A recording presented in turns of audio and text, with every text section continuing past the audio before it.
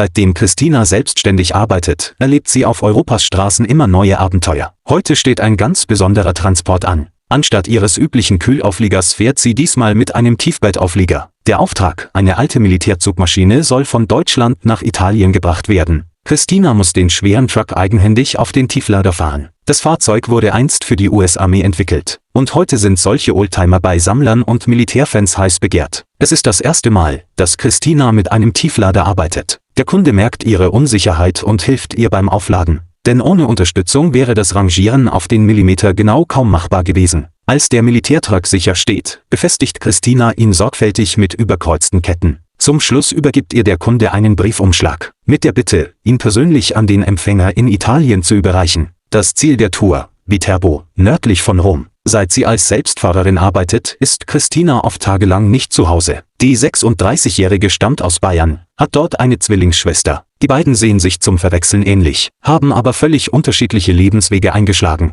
Als es Nacht wird, beginnt es zu schneien. Am nächsten Morgen versucht Christina, den LKW zu starten. Doch die Reifen drehen durch, der Schnee ist zu tief. Nach einigen Minuten greift der Antrieb und sie kann endlich losfahren. Je weiter sie Richtung Italien kommt, desto heller wird der Himmel. Die Sonne scheint, aber Christina bleibt vorsichtig, während die ungeduldigen Autofahrer hinter ihr hupend überholen. Kurz vor dem Ziel taucht eine Brücke auf. Reicht die Durchfahrtshöhe für ihren LKW? Für einen Moment bleibt ihr der Atem stehen. Doch alles passt und sie fährt sicher hindurch. Am Ziel wartet der Kunde bereits. Als er den alten Militärtruck sieht, kann er seine Freude kaum verbergen. Christina startet das Fahrzeug noch einmal und fährt es an den vorgesehenen Platz. Damit hat sie ihre erste Tiefladerlieferung erfolgreich abgeschlossen. Eine Fahrt, die sie so schnell nicht vergessen wird.